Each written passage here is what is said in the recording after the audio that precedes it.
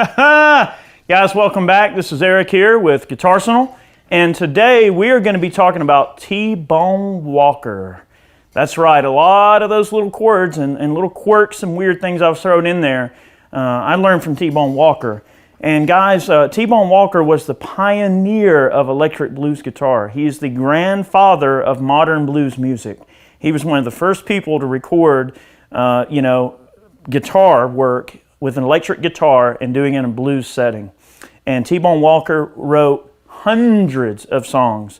And he was the king of the turnaround, and he was the king of funky chords. Okay, so anybody who's anybody that loves blues, if you have not listened to T-Bone Walker, you've got to go back and listen to T-Bone Walker, because he was the man, okay? And he really had some awesome things he was doing with the guitar. And a great singing voice, wonderful songwriter, and yeah, definitely. T-Bone Walker's the king, if you love weird chords. So we're going to go over some of T-Bone Walker's, we're going to go over some Walkerisms, okay, in this video. And T-Bone Walker was known for coming up with some really clever ways to intro a song into a turnaround, and he also had some great inversions and little substitutions that he would put into his chord work that would really jazz up what he was doing. You have to remember, back when T-Bone Walker was getting famous and writing and everything, even when he was a young man, I mean, big band jazz was a really popular thing. So, of course, it made sense to integrate a lot of the jazz influence, of big band influence, into his guitar work. And man, what a way of doing it. So some of the things that I did there in the intro, we did basically a C, we basically did a 7 shape with an add 9 and a 13. Okay, you notice I'm not bothering to play the bass note. You can certainly get away with that. You know, T-Bone Walker would.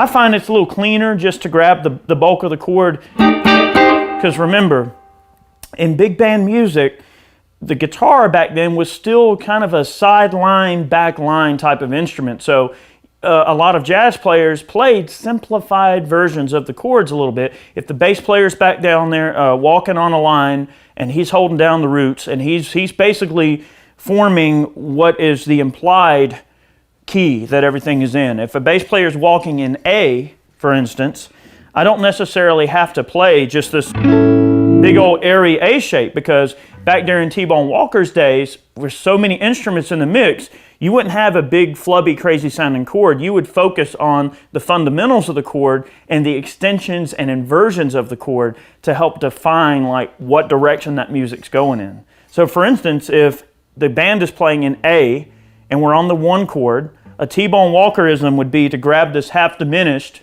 chord right there.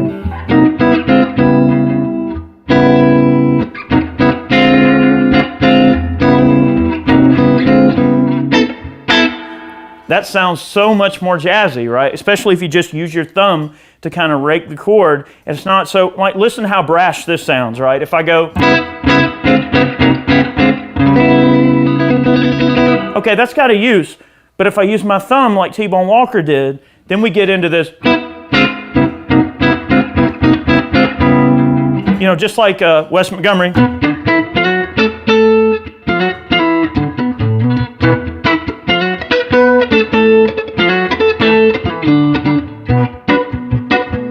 When you play chords with your thumb, you get that kind of really mellow sound, okay? And that was one thing that T-Bone Walker was known for, was using just his fingers rather than a plectrum, and it really gave the unique tone to the song.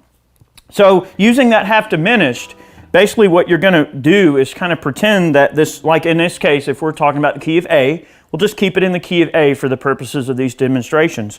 So on the 1 chord, if I pretend that A is my root, which it is, right? If the 1 chord in A is A, then I have to sort of just pretend like that C sharp is kind of the 3rd, right?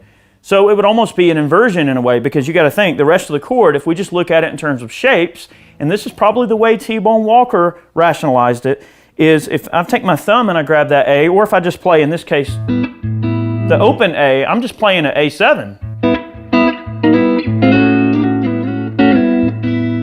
Right? And that's cool, but if you add that C sharp, it gives it this jazzy kind of feel, which is really cool. So, you know, if we're in A, so he would walk it up in half-step increments. You know, he'd walk up. You don't have to do it just like that, though. If a song's in A and you're on the one chord,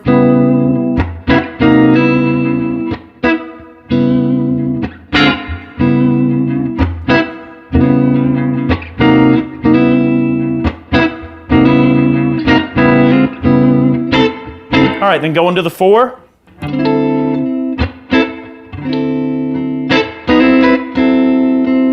So he was real big on using, obviously, the C add 9.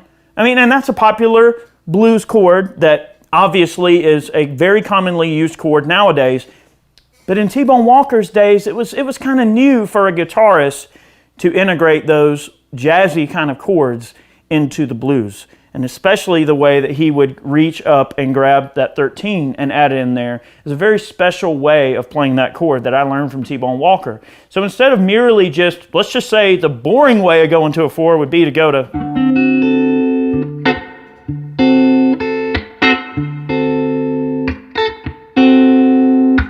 All right, why don't we make it less boring?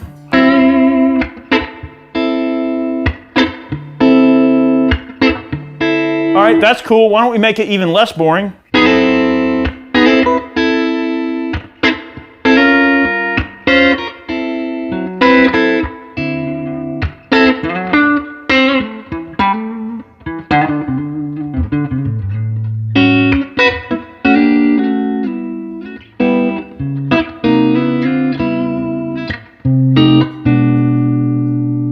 All right, what's going on there?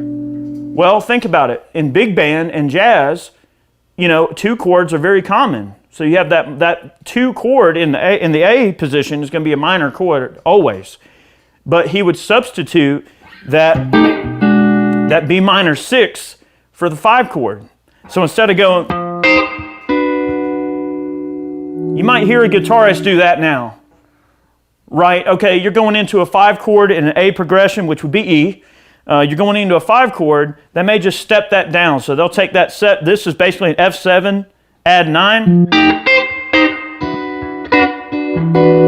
and just walk it down. That's cool. You can walk it down, or you can take the same thing you're basically already holding, move the root note over to the E string, and now you've just sort of inverted it and turned it into a substitution, and you've substituted a minor 2 chord for the 5 chord. And it sounds something kind of like this. I'm going to go from the 2 chord to I'm going to go to what basically would be the 2 to the 4 chord, but you need to pretend it's a turnaround chord because it is. We're going in a 1-4-5. We're going 5 to 4, but I'm playing a 2 chord instead of a 5. But it's going to accomplish the same goal because that 2 chord has the same pull in terms of musical cognitiveness that the 5 chord does. And I can't explain to you the music theory behind it. I don't know why it makes sense. Guys, trust me, it just makes sense, okay? So if we go...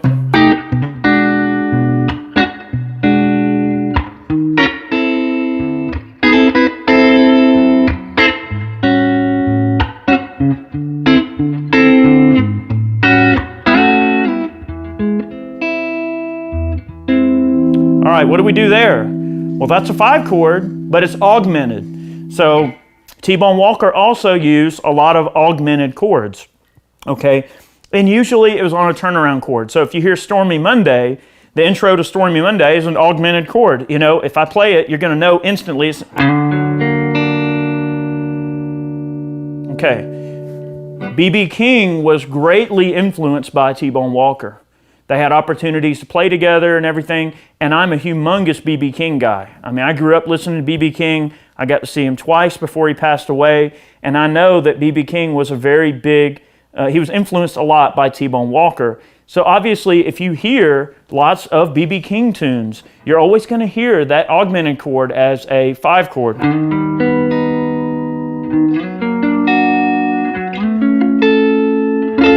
It has a spooky, mysterious kind of sound, and it has a lot of musical tension.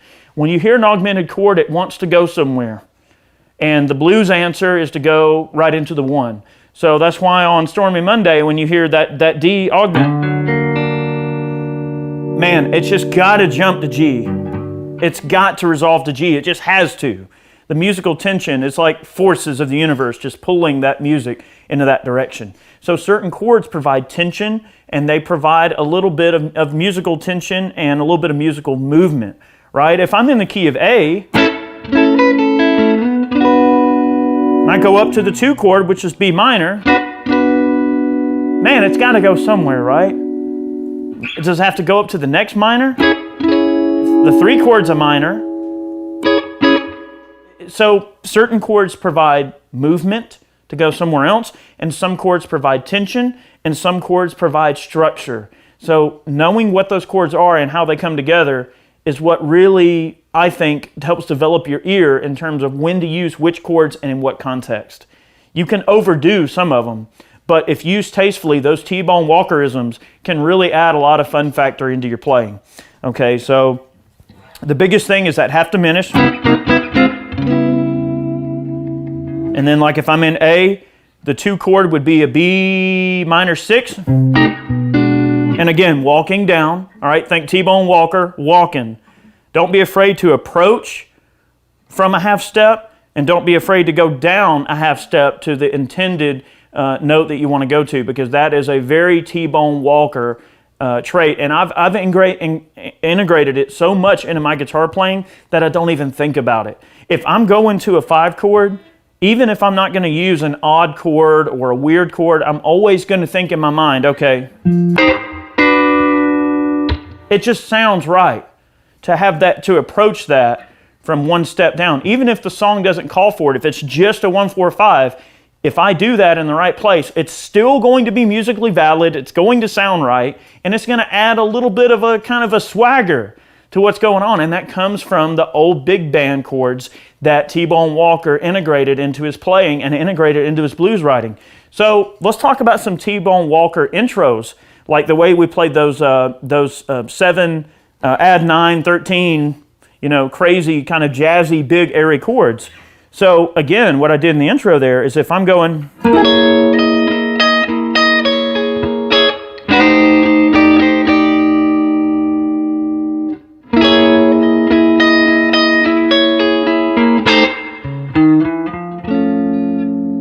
So when I landed on this F, right, I was already on the turnaround chord. All I did was when I went around, I walked those bass notes in and I went to an augmented chord. But they're all valid. They're all musically valid. And the way I know they're musically valid is because they sound good, for one, but then 2, because T-Bone Walker did it. He recorded it, so it has to be right. And you got to think, these people are the pioneers of blues guitar and blues music. So it's just so crazy to think about. Those chords are just there and they sound wonderful. Another T-Bone Walkerism, especially with that 5 chord, and you'll hear it a lot in T-Bone Walker's soloing, okay? If a 5 chord's coming up,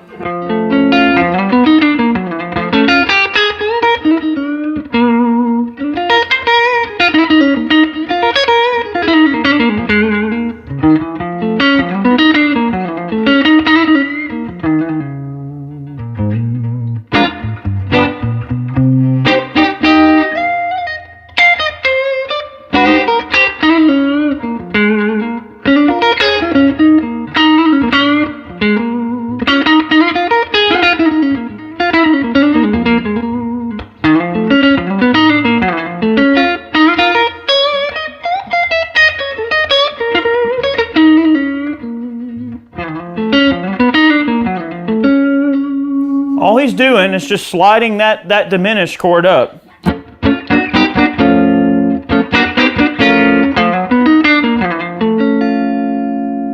That's a very, very popular sort of line right there that T-Bone Walker uses, okay? And I'm not going to slow it down. I mean, you just have to get a feel for it, right? And see. So if I also, let's just say, let's get back in A, because I was walking around the neck a little bit. But if I'm in A, right, and I want to go down to that B minor 6.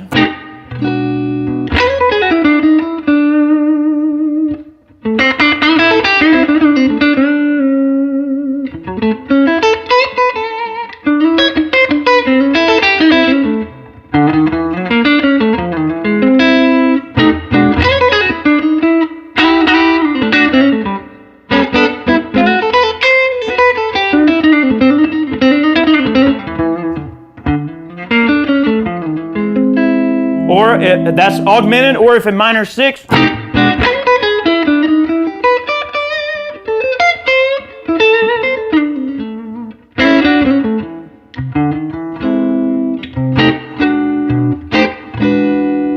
See, all those things have a slightly different sound getting into that 5 chord, but they all have a musical movement to them that works for their given application, and that's something that T-Bone Walker really did in strides that was just beautiful and wonderful. And in my opinion, some of the most unique chord work in blues music came from the godfather of the blues chord, and that was T-Bone Walker. So really, really cool stuff. I hope you guys learned something in this video. I'm trying my best to break this down in a way that makes sense to people. I know that I don't want to sound condescending. I'm not that kind of person, but I know it may go over some people's heads if it's not a level that maybe you're at yet. But if you listen to what's going on, and especially if you just bastardize the shapes and look at the shapes for what they are, like a big one, really, a big takeaway, and what sort of opened it up for me was that 2 chord, okay, that T-Bone Walker would use. So if we're in A, that's B. When I first picked that out on the record, I thought, what in the world? Like, that doesn't make sense at all. And then I got thinking, well, did T-Bone Walker just play the wrong note in the wrong place and it just happened to be a happy accident or whatever? I mean, what happened? Was there something wrong there? But I realized, no, it's not wrong at all. It's just a 2 chord.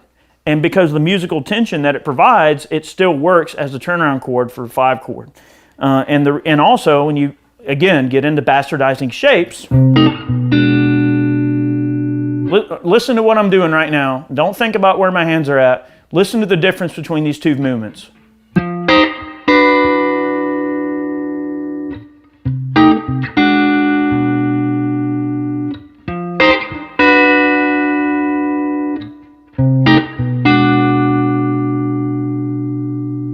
Not much different. There's only like a few notes different, maybe 1 note. If I don't play this top end, if I just go,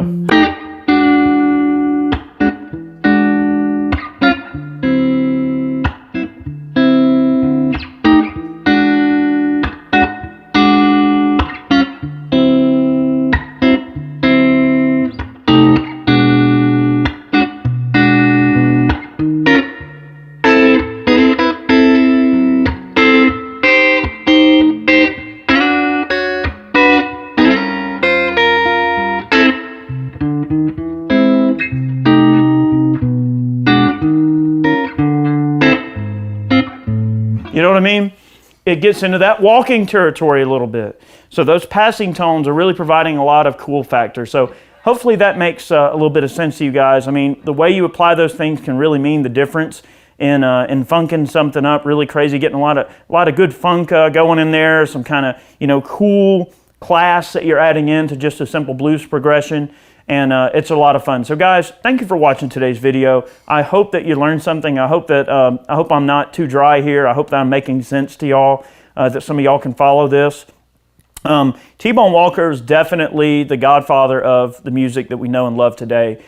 He was one of the pioneers of this stuff. So it's always nice to take a look back through the classics to learn something that you can apply to now, right? And that's what I've always done, is I've always referred back to the classics, because that's where it all started, and that's a way that you can move forward, is by embracing stuff from the past and making it your own and moving forward. So I've always tried to integrate a lot of T-Bone Walkerisms into my playing, so hopefully you can see that. A lot of folks were asking questions about when we were going to do more lessons, and some people are wanting me to go over some blues chords. So there you go, there's some blues chords, and that's just working with T-Bone Walker. We haven't even gotten into some of the other players yet. But guys, thank you so much for watching today's video. We post every Monday and Friday here on Guitarsenal. Make sure you click that notification bell. We'll see you next time. And I hope to see you guys doing some T-Bone Walkering soon. All right, so we'll see y'all. And thanks for watching today. See you next time.